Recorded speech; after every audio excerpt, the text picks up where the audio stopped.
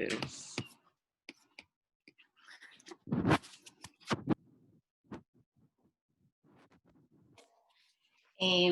Hoy entonces continuando con un virus diferente del cual hemos estado hablando todos estos días, entonces vamos a hablar un poquito del virus del Zika y posteriormente vamos a realizar una revisión de un artículo que publicamos el año pasado en el Journal de Infectious Pediatric Disease, relacionado con la infección congénita por Zika y el virus epidémico que tuvimos en el Valle del Cauca hace unos años. Entonces el virus del Zika fue descrito por primera vez en Uganda. Este virus fue reconocido por primera vez en un bosque que lleva el mismo nombre del virus, era el bosque del Zika, y fue descubierto de forma accidental.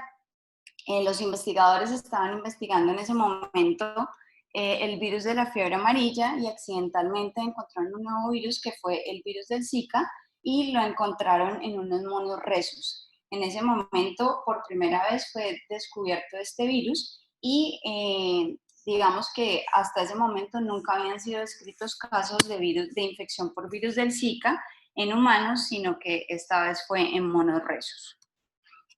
Entonces, lo que todos recordamos de Zika es pues la microcefalia que vimos hace unos años que digamos que debutó de esta forma. Este virus, digamos que tiene unas características de daño fetal muy importantes dentro de estas, la microcefalia, y eso es tal vez lo que más recordamos. También sabemos que el virus es transmitido por una familia de mosquitos, que son la familia de los mosquitos Aedes. En los humanos, los géneros que, digamos, logran transmitir la infección por el virus del Zika son el Aedes aegypti y el Aedes albopictus. Y pues sabemos que esto es un mosquito que es muy prevalente en países tropicales y subtropicales como el nuestro. El virus del Zika es un virus RNA de una sola cadena. Este virus hace parte de la familia de los flavivirus, de la cual también hacen parte el virus del dengue y el virus de la fiebre amarilla. Es muy importante, Edith, tú tienes un pointer. Es muy importante reconocer que el genoma del virus del Zika tiene dos componentes importantes. Uno, que es una parte de proteínas estructurales, que está codificando tres proteínas grandes, la proteína C, la proteína M y la proteína E, y otro segmento de proteínas no estructurales que están denominadas desde el NS1 al NS5. ¿Por qué es importante conocer esto? Porque en algunas de las investigaciones han utilizado biomarcadores dirigidos hacia estas proteínas no estructurales para poder identificar si en un tejido existe o no la infección por el virus del Zika. Entonces, ¿cómo se propaga el Zika y cómo ha sido el modelo de transmisión? Entonces, lo primero que tenemos que entender es cómo pasó desde estar presente en los monos rhesus, en este bosque del Zika en Uganda, hacia los seres humanos. Entonces, antes de que llegara a los humanos, este virus se transmitía de mono rhesus a mono rhesus a través de un ciclo que se denomina el ciclo de transmisión selvático, también utilizando como vectores unos mosquitos de la familia Aedes, pero con otros subgéneros diferentes a los que nos afectan a nosotros los humanos. Pero en algún momento estos mosquitos logran transmitir la infección desde un mono rhesus hasta un humano y en ese momento ya empieza una transmisión a nivel urbano. ¿Qué significa a nivel urbano? Significa que va a haber una transmisión de persona a persona. El vector entonces transmisor es el Aedes, principalmente como les dije el Aedes aegypti. Entonces lo que pasa es que cuando hay una persona infectada por el virus del Zika, que es picada por un zancudito o un mosquito de estos Aedes, lo que va a pasar es que el virus, el mosquito va a captar ese virus de la circulación sanguínea de la persona que está infectada y al picar a una nueva persona, pues va a lograr transmitir la infección. Esto pasa, por ejemplo, con el dengue también, pero el Zika tuvo una característica muy importante que fue lo que tal vez marcó una diferencia en este sentido con estos virus. Y es que se encontró que una gran parte del impacto que va a generar el virus es cuando se hace una transmisión vertical. La transmisión vertical es cuando hay paso del virus desde la madre gestante hacia el feto a través de la circulación placentaria. Y vamos a ver que el impacto más grande del virus va a ser cuando existe esta forma de transmisión.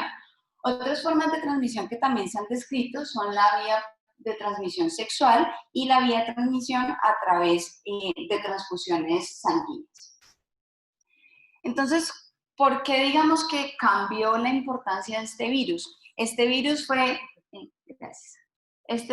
descrito por primera vez, dijimos que en Uganda más o menos en 1947, y los primeros casos ya en humanos ocurrieron en Nigeria 5 años después, o sea, en 1952. Después de eso y hasta el 2014, que fue cuando debutó el pico epidémico acá en Latinoamérica, hubo unos brotes muy pequeños que ocurrieron en otros sitios como Polinesia, como Indonesia, Malasia, Micronesia, que se caracterizaron por ser brotes más pequeños, con una, digamos, dispersión geográfica mucho menor, y que se caracterizaron por presentar sintomatología del virus muy leve. Sin embargo, si ustedes pueden ver acá,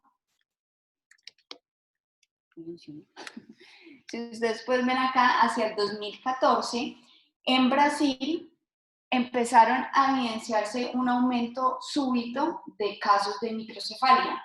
Entonces, se dieron cuenta que la línea basal de casos de niños de recién nacidos con microcefalia empezó a aumentar de forma exponencial y de forma muy rápida, y buscando asociaciones encontraron que en común las madres de estos niños lo que habían tenido era una infección por el virus del Zika. Esta epidemia entonces se distribuyó rápidamente por países latinoamericanos. Acordémonos que el mosquito vector pues es propio del trópico y del subtrópico, entonces los países más afectados obviamente van a estar en estas áreas geográficas, y Brasil, pues igual que ahora en Latinoamérica, fue el país que en ese momento tuvo más casos, seguido de Colombia, que fue el segundo país en Latinoamérica con más casos. Igual que el coronavirus, la mayoría de las personas que han tenido infecciones por Zika han cursado asintomáticas, lo cual a veces hace difícil realizar estudios, o con síntomas muy leves. Solamente un 25%, o sea, más o menos 1 de cada 4 personas que se infecta por Zika tiene síntomas. ¿Cuáles son estos síntomas? Pues también los comunes de todos los virus, que son fiebre, rash cutáneo, mialgias, artralgias, conjuntivitis y cefalea. Como hablábamos hace un rato, entonces, una parte muy importante de la infección por Zika, o lo que lo ha hecho diferente, es el impacto que genera este virus cuando un bebé en gestación se infecta a través de una transmisión vertical. Y se encontró que no solamente generaba aumento de la tasa de abortos, aumento de la tasa de mortinatos y partos prematuros, sino que se encontró que hubo un gran número de recién nacidos que estuvieron infectados durante la gestación en el vientre de su madre, que nacieron con lo que conocemos como el síndrome de Zika congénito.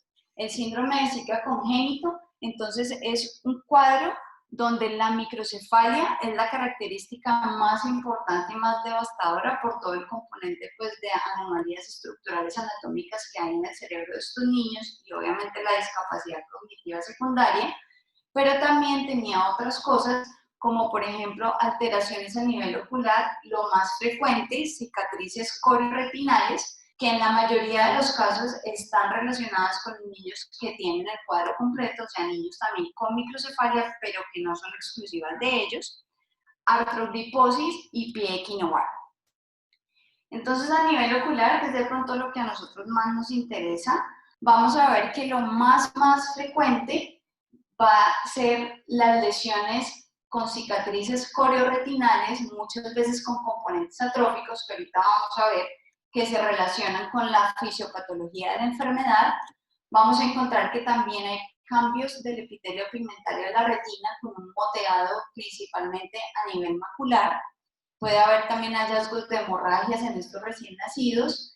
En la figura de la derecha ustedes van a ver un nervio óptico pequeño, hipoplásico, con el signo del doble anillo, que también es algo frecuente en los recién nacidos con Zika, la presencia de anomalías del nervio óptico, principalmente hipoplasias del nervio óptico y atrofias del nervio óptico.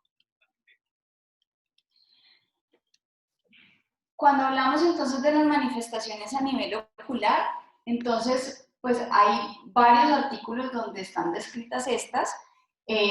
La mayoría, como les dije ahorita, ocurren en asociación con microcefalia. Entonces, de un 20 a un 55% de los niños que presentan lesiones a nivel intraocular, ya sean a nivel retinal o a nivel del nervio óptico, van a tener un síndrome de Zika congénito. O sea, que van a estar asociadas las lesiones intraoculares con el compromiso de microcefalia y el compromiso de las extremidades. Lo que ven ustedes aquí en esta tabla es un estudio acerca de los factores de riesgo de lesiones relacionadas con Zika a nivel intraocular. Es un estudio que se publicó en JAMA en el 2017 y lo que pretendían evaluar era la relación de estas lesiones intraoculares con respecto al momento de la infección durante la gestación. Y lo que se encontró es que la gran mayoría de los niños que nacieron con el antecedente de la infección con Zika y que tuvieron lesiones a nivel macular o a nivel del nervio óptico, fueron niños que recibieron la infección o que fueron infectados en el primer trimestre del embarazo. Más o menos el 50% de todos los niños que tuvieron este tipo de lesiones a nivel ocular tuvieron el antecedente de la infección en el primer trimestre. Y esto es uno de los mensajes grandes de la charla. El mayor riesgo de presentar hallazgos oculares anormales en hijos de madres infectadas fueron en aquellas que se infectaron durante el primer trimestre del embarazo. En cuanto a la fisiopatología, ¿y por qué es importante la fisiopatología? Pues porque nos va a ayudar a comprender los hallazgos clínicos. Entonces, estos, digamos, descubrimientos que se hicieron relacionados con la fisiopatología son principalmente de modelos animales. Se utilizaron ratones a los cuales se les inoculó el virus y básicamente lo que querían evaluar era qué pasaba con las diferentes estructuras a nivel intraocular, dónde se distribuían las partículas virales y cuáles eran los cambios, digamos, a nivel ya celular. Entonces el virus del Zika va a lograr llegar a las diferentes capas de la retina de dos formas. Básicamente lo hace afectando la barrera hematorretiniana externa y la barrera hematorretiniana interna. Entonces, cuando afecta la barrera hematorretiniana externa, va a llegar a través de la circulación coroidea las partículas virales y las células del epitelio pigmentario de la retina tienen unos receptores que son muy afines al virus. Entonces, el virus llega a través de esta circulación coroidea, logra captar estos receptores en las células pigmentarias de la retina, del epitelio pigmentario de la retina, entra a estas células donde va a iniciar un ciclo de replicación celular que va finalmente a generar muerte de algunas células del epitelio pigmentario y atrofia de algunas otras células del epitelio pigmentario que, si ustedes pues correlacionan con la clínica, pues tiene toda, digamos, toda la lógica.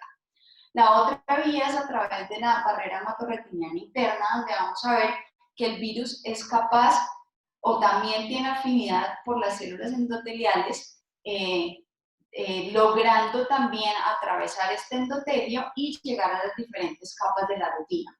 Que se ha visto que se distribuyen en todas las capas de la retina las partículas virales, pero una de las células más afectadas en la retina son las células de Murray.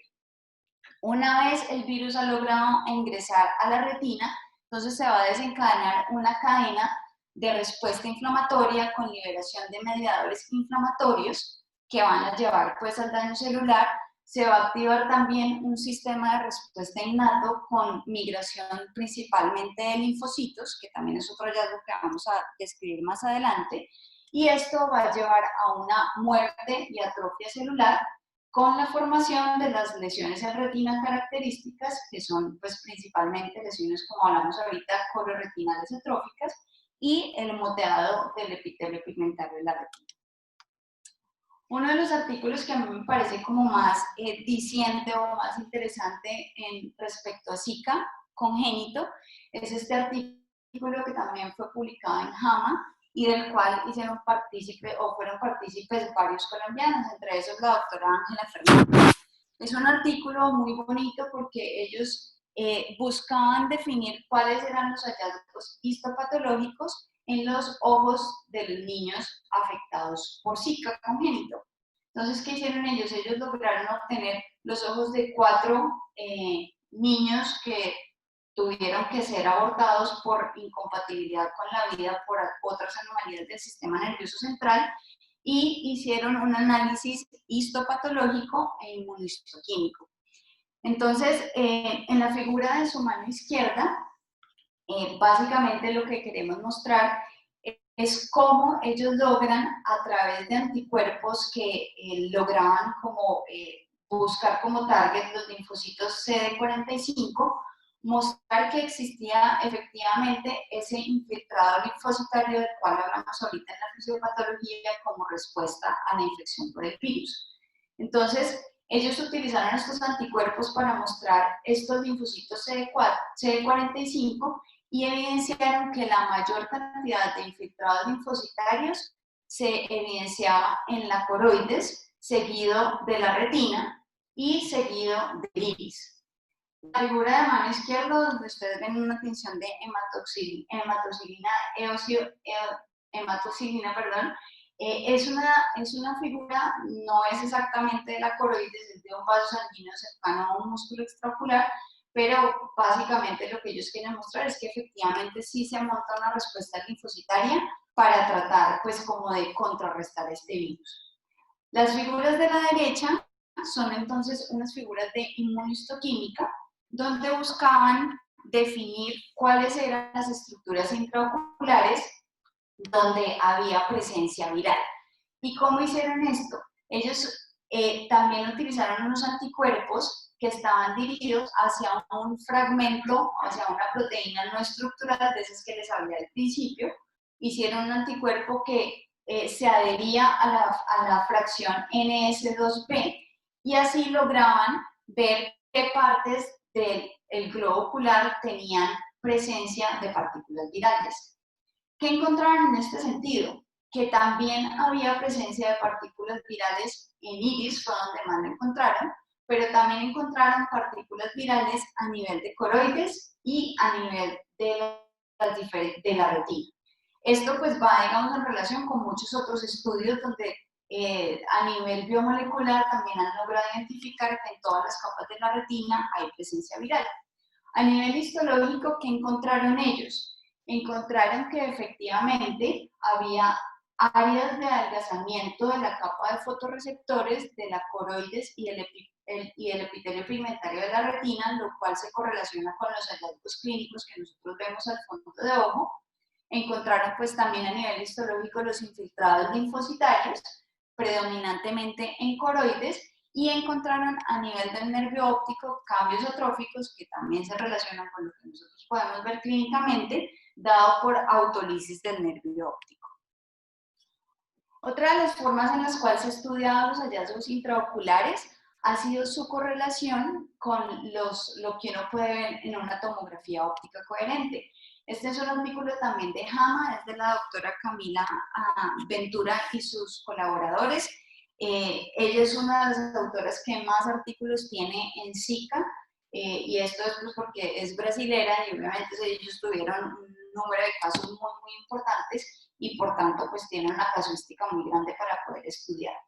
¿Qué hicieron ellos acá? Ellos tomaron 8 niños con síndrome de Zika congénito y evidenciaron y les hicieron una tomografía óptica coherente y encontraron que los niños que tenían daño o lesiones retinianas asociadas a Zika presentaban, como ustedes lo pueden ver en la figura de su derecha, presentaban adelgazamiento retinal, presentaban adelgazamiento coroideo con una discontinuidad de la zona elipsoide asociada a un área de hiperreflectividad en la tomografía. Esto pues relacionándose obviamente con el hallazgo de las lesiones que se encontraban en retina. Entonces, este pues, es un caso de los que ellos presentan ahí, un pacientico con un ojo derecho, que es la tomografía que ustedes ven a mano izquierda, que es completamente normal, y la tomografía del ojito derecho con las anomalías que les acabo de escribir en un fondo de ojo que es izquierdo, que sí tenía anomalías. Lo más frecuente entonces son estos hallazgos a nivel del nervio óptico, de atrofia, de hipoplasia y a nivel macular con estas lesiones o cicatrices atróficas. Sin embargo, no es lo único que puede pasar en Zika y no se nos pueden olvidar que hay otras cosas que también pueden suceder. Una de ellas, el glaucoma. Esto es un niño que también fue descrito, es un niño que no nació con microcefalia, el seguimiento no fue muy bueno porque inicialmente el punto como de corte para tamizar a estos niños era el hallazgo de microcefalia. Este niño más o menos a los 3 meses de vida inicia con unas convulsiones tónico-clónicas, inician los estudios por neuropediatría. Neuropediatría decide remitirlo a oftalmología y en oftalmología se encuentra un cuadro sugestivo de glaucoma, pues que es secundario a la infección por Zika. Ahí vemos la foto de un niño con un ojito derecho que está aumentado de tamaño, con un oftalmos, edema corneal y una megalocórnea. A este niño pues se le hicieron todos los demás estudios para descartar TORCH y otras causas pues de glaucoma y se evidenció pues que efectivamente había sido Zika su causa. Otros hallazgos frecuentes ocular, cataratas congénitas, colobomas de iris, microftalmia y subluxación de cristalina. Esta diapositiva la traigo acá porque es algo importante que también se aprendió después de la epidemia de Zika, y es que el hecho de que los pacienticos no tengan ninguna evidencia ni de daño macular o retinal, pues, o ni de daño a nivel del nervio óptico, no significa que no puedan tener algún compromiso de su sistema visual por este virus. Estas gráficas lo que están mostrando acá es la afinidad que tiene el virus por células neuronales inmaduras, especialmente de la vía visual. Entonces, esta prueba de inmunohistoquímica lo que está mostrando es cómo las partículas virales tienen afinidad por estructuras de la vía visual, como el ganglio geniculado lateral y el tracto óptico. Entonces, el mensaje en referencia a esto es que a pesar de que nosotros tengamos un paciente que ha estado expuesto in útero a Zika y no le veamos ninguna anomalía a nivel intraocular, ya sea en retina o en nervio óptico, son pacientes que nosotros tenemos que estar muy atentos a cómo se va desarrollando su comportamiento visual en los primeros meses de vida y posteriormente la agudeza visual, porque puede existir un daño cortical que también genere alteraciones en este sentido. Esta diapositiva entonces, recordemos que hace un rato les dije que la mayoría de los pacientes, casi el 50% de los pacientes que se describían con lesiones a nivel ocular, también tenían microcefalia. Y esto fue algo que ha dificultado un poco lograr unos estudios de pronto un poco más amplios en Zika, y es que inicialmente como la microcefalia pues era el signo más grande, más significativo y como con más impacto, pues este era el que se utilizaba como criterio de screening para hacer todas las demás pruebas de Zika.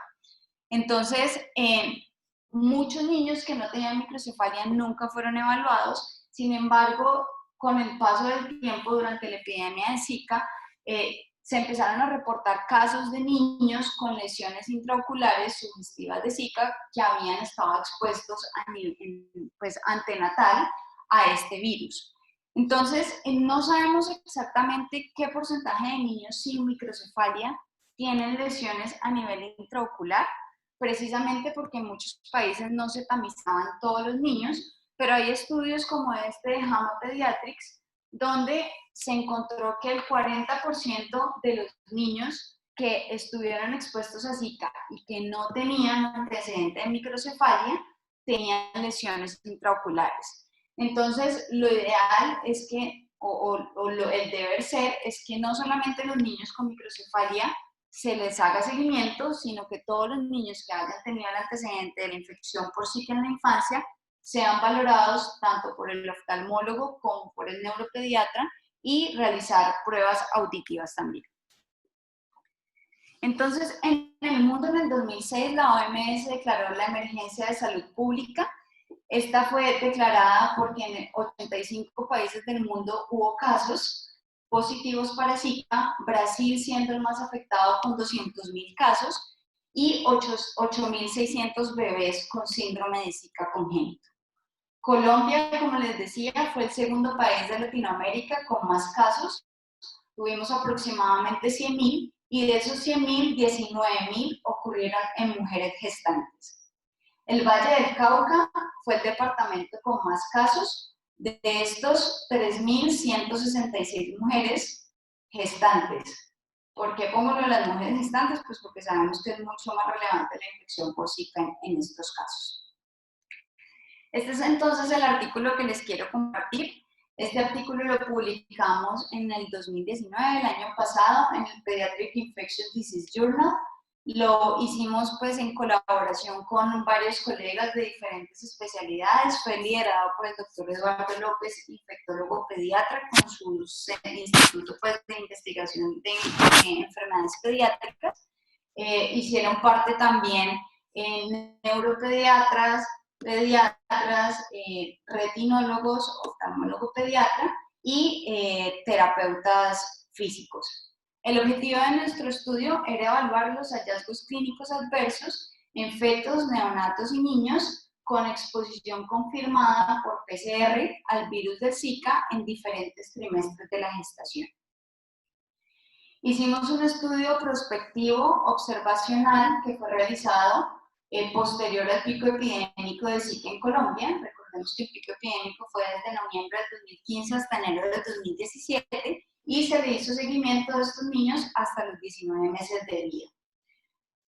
¿Cuál fue nuestra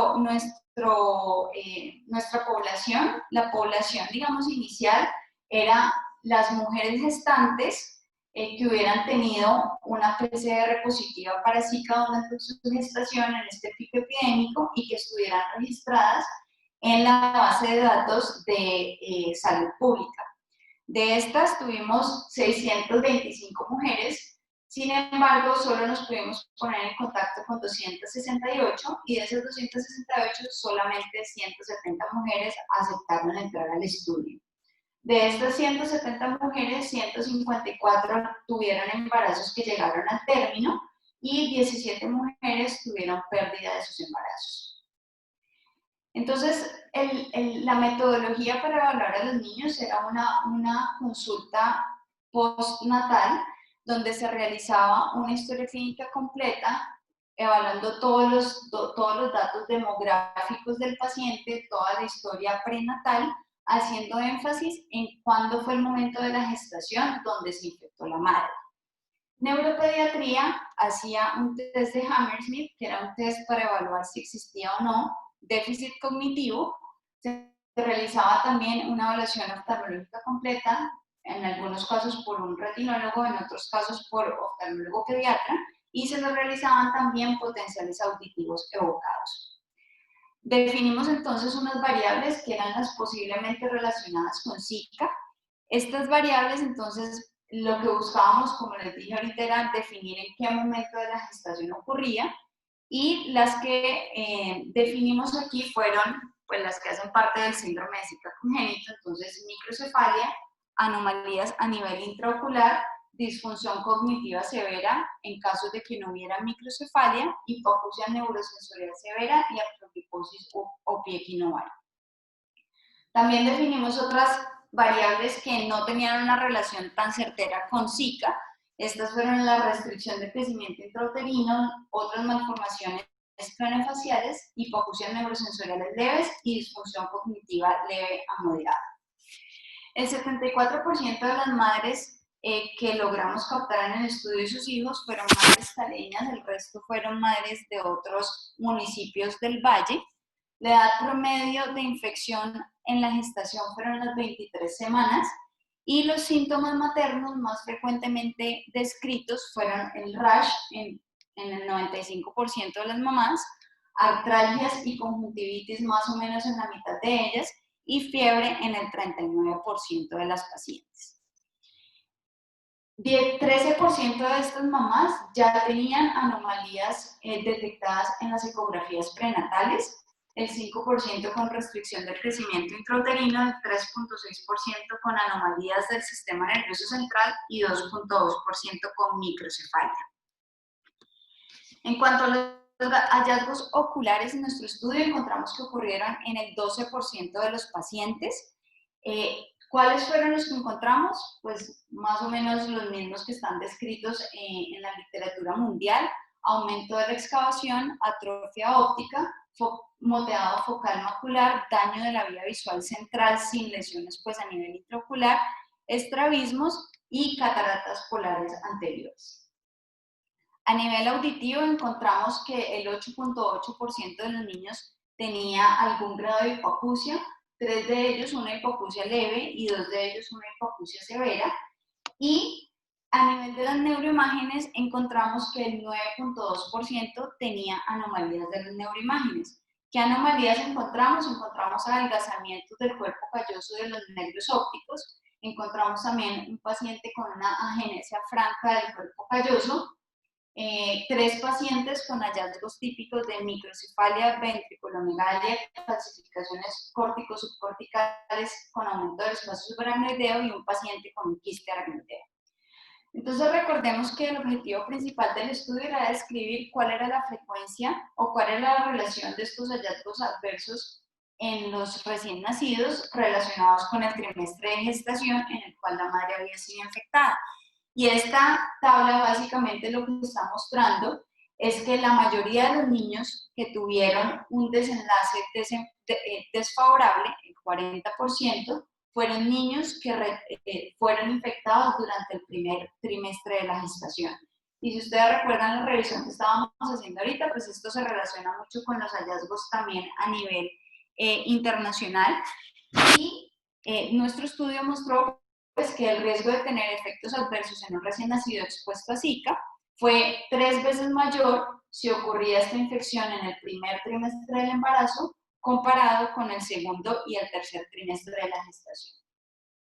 Esta tabla también es importante porque muestra la frecuencia o el aumento pues, de la frecuencia de pérdidas de embarazos cuando la infección ocurría también de forma temprana.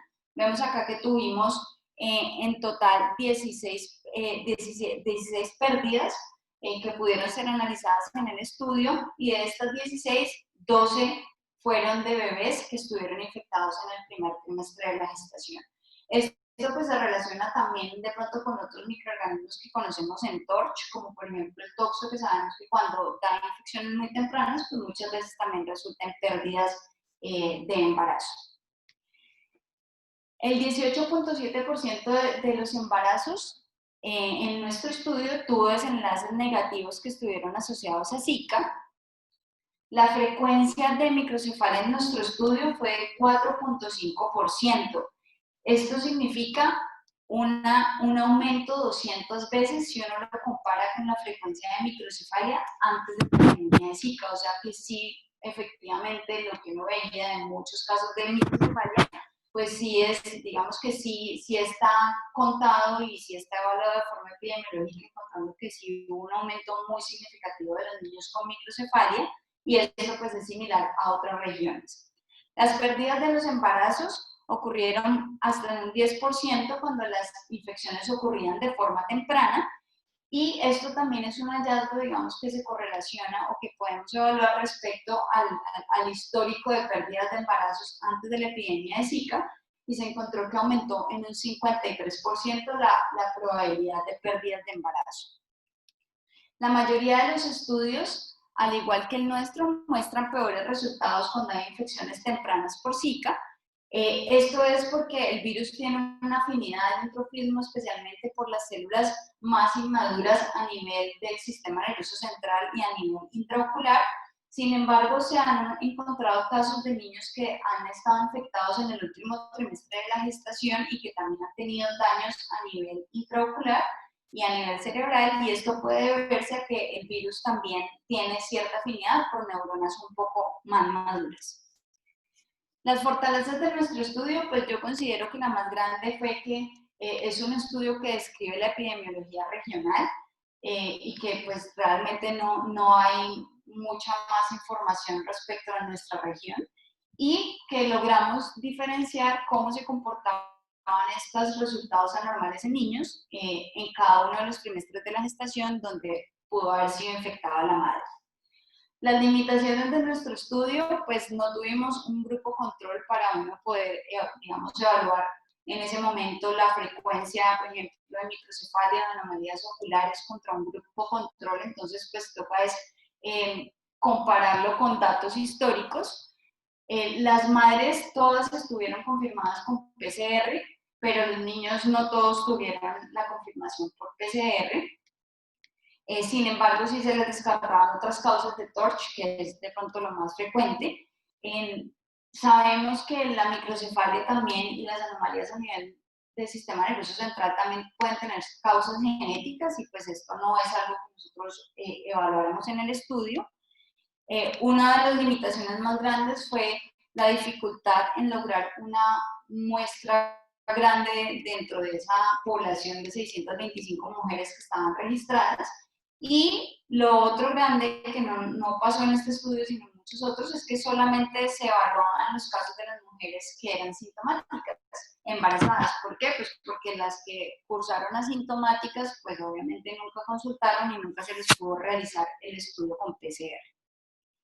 Entonces, las tres conclusiones grandes de nuestro estudio. La primera es que pues, encontramos un espectro grande de manifestaciones clínicas que posiblemente están relacionadas con la infección por Zika. La segunda es que encontramos una alta frecuencia de complicaciones gestacionales y neonatales en mujeres con infección o en hijos de mujeres con infección durante el embarazo, especialmente en el primer trimestre de la gestación. Y tercero, todos los niños con infección congénita por Zika con el antecedente requieren de una evaluación completa por neuropediatría, oftalmología y potenciales auditivos evocados, así no tengan microcefalia ni ningún otro hallazgo que se correlacione con el síndrome de Zika congénito. Muchas gracias.